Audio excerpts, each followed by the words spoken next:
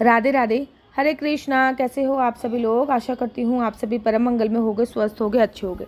सबसे पहले आप सभी को निर्जला एकादशी की अनंत और अनंत शुभकामनाएं।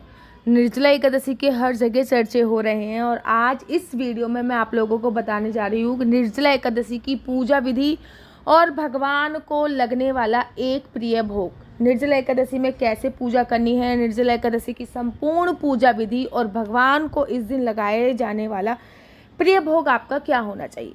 देखिए, सबसे पहले आपको सुबह सुबह उठना है। सुबह सुबह उठने के बाद आपको, मैं हमेशा कहती हूँ ना कि एकादशी का जो व्रत होता है वो त्रिदिवसीय व्रत की श्रेणी में आता है। मतलब एक दिन का व्रत नहीं होता, 3 दिन का व्रत होता है। 10वीं तिथि से ही निर्जला एकादशी के व्रत के जो नियम होते हैं वो उनका पालन करना होता है। अगर आप 18 तारीख को व्रत कर रहे हो तो आप 17 तारीख को 10वीं तिथि के नियमों का पालन करोगे।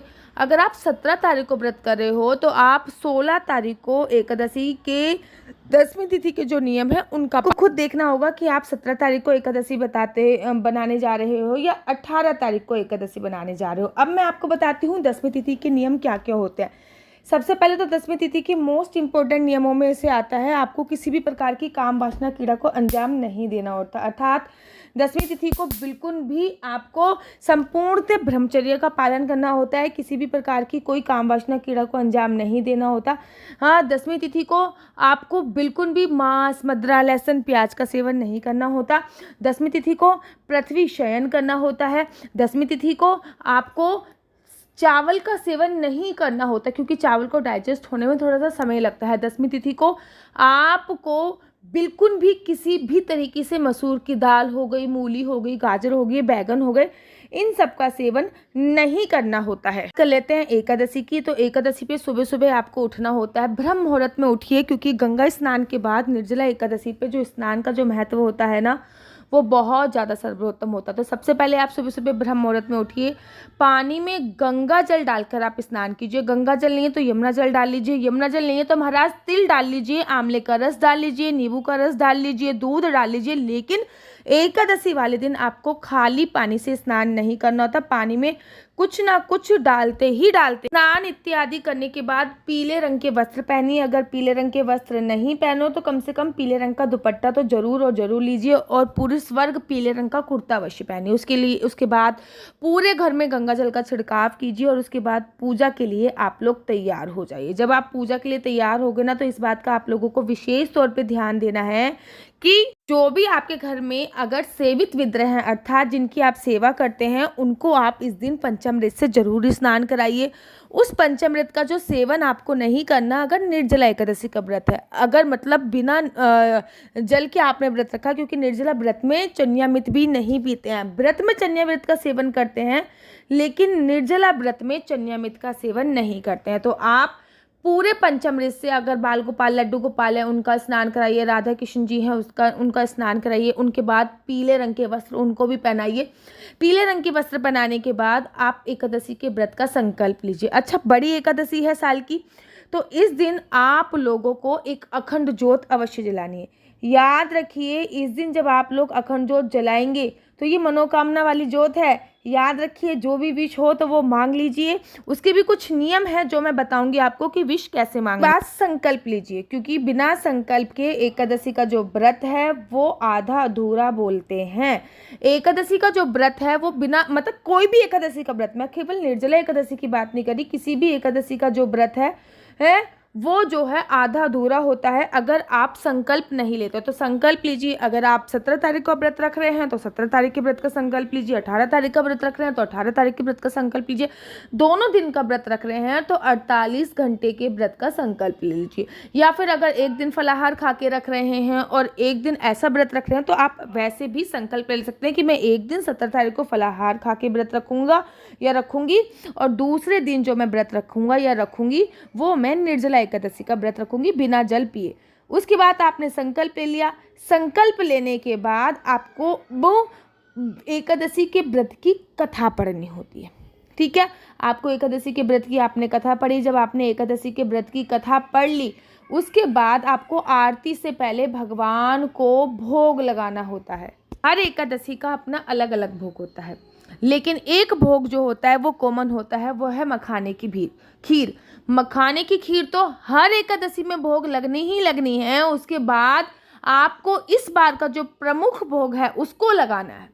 लेकिन उससे पहले अगर आप लोग अपनी कुंडली मुझसे दिखवाना चाहते हैं तो मेरा व्हाट्सअप नंबर है 429202565। आप लोग अपनी कुंडली मतलब डेट ऑफ बर्थ आपको बेसिकली भेजनी होगी। अपने बच्चे की कुंडली होगी, आपकी कुंडली होगी, आपके हस्बैंड की कुंडली होगी, संतान का योग कब बन रहा है, बच्चों का फ्यूचर कैसे होने वाला है, बच्चों का जॉब करनी है या आगे बिजनेस करेंगे, आगे क्या कौन सी साइड ले सकते हैं, कौन सी स्ट्रीम ले सकते हैं, ये सभी जानकारी आप मुझसे वीडियो के माध्यम से जान सकते हैं।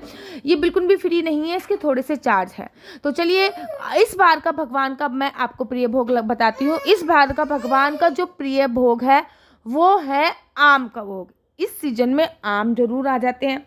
तो कहते हैं कि निर्जला एकादशी पे भगवान को आम का भोग लगाने से आपको पशु की योनि नहीं मिलती है। तो निर्जला एकादशी पे भगवान को आम का भोग लगाइए।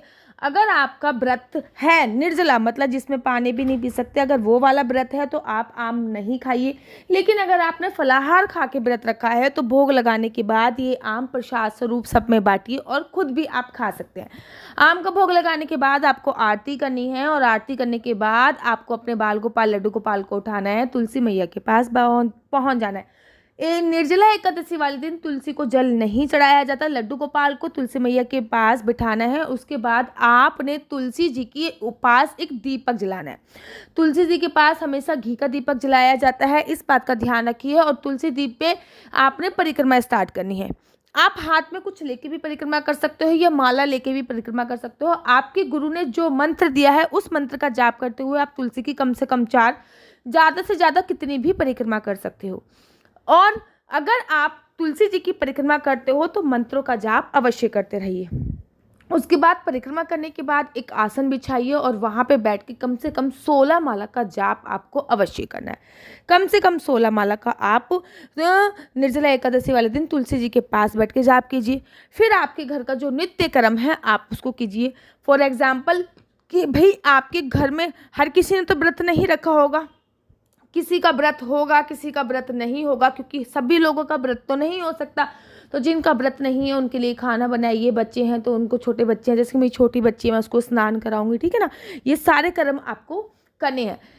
पूरे दिन किसी की निंदा चुगली नहीं करनी। बड़ी एकादशी है इसलिए अखंड ज्योत अवश्य जलानी है, अखंड ज्योत का ध्यान रखना है। साथ ही के साथ लड्डू गोपाल को भी भोग समय समय पे लगाते रहना है। साथ ही के साथ बैठ के खीर भी बनाती रहने हैं, ठीक है ना। खीर केवल मखाने की बन रही है, खीर में किसी भी प्रकार का कोई भी चीज़ आपको यूज़ नहीं करनी है, मखाने की खीर बनानी है केवल। उसके बाद शाम की पूजा का वक्त हो जाएगा और जब शाम की पूजा का वक्त हो जाएगा ना, अच्छा विष्णु सहस्त्रनाम आप जरूर चला दीजिए। इस दिन विष्णु सहस्त्रनाम पढ़ने की या फिर बोलने की बहुत बड़ी महिमा कही गई है, तो विष्णु सहस्त्रनाम आप जरूर चला दीजिए। उसके बाद आपको शाम की पूजा करनी है। शाम की पूजा के बाद घर के मुख्य द्वार पे 2 दीपक अवश्य जलाइए, तुलसी माता पे 1 दीपक अवश्य जलाइए, 1 दीपक आकाश दीपदान कीजिए। भैया देखिए निर्जला एकादशी है तो मंदिर जाना तो बनता है, इस दिन मंदिर अवश्य जाइए। ज़्यादा किसी से फ़ोन पे बातें इत्यादि मत कीजिए। जितना ज़्यादा शांति से आप इस एकादशी को कर लोगे उतना ज़्यादा सर्वोत्तम होगा। और हाँ, अगर निर्जला एकादशी कर ली तो महाराज पूरे में गाते हुए मत फिरिए कि मैंने निर्जला एकादशी कर ली, निर्जला एकादशी कर ली। भगवान का शुक्र बनाना है कि आपने निर्जला एकादशी कर ली। निर्जला एकादशी के बाद वैसे तो रात्रि जागरण का विधान होता है, लेकिन अगर रात्रि में ना जग पाओ तो एक सीधा उपाय करना है आपको। अगर रात्रि में ना जग पाओ तो अपनी अब्सेंट में अखंड ज्योत जलाइए। और एकादशी वाले दिन में नहीं सोया जाता, इस बात का आपको खास ध्यान रखना है। और साथ ही के साथ एकादशी में तो वैसे भी निर्जला एकादशी है, रात में सोने की भी मनाही, लेकिन अगर आप सो भी जाओ तो पृथ्वी शयन करना है आपको। सुबह सुबह ब्रह्म मुहूर्त में उठना होता है और ब्रह्म मुहूर्त में उठने के बाद आपको व्रत का पारण करना होता है। व्रत के पारण के लिए मैं दूसरी वीडियो बनाऊंगी क्योंकि ये वीडियो ऑलरेडी बहुत ज़्यादा लंबी हो जाएगी। तो इस वीडियो में मैं आपको बताया कि निर्जला एकादशी पे भगवान का भोग क्या लगाना है और निर्जला एकादशी पर आपको किस प्रकार से पूजा अर्चना वंदना करनी है। आशा करती हूँ आपको मेरी वीडियो अच्छी लगती होगी। अगर आपको मेरी वीडियो अच्छी लगती है तो आप अपना YouTube channel like share subscribe जरूर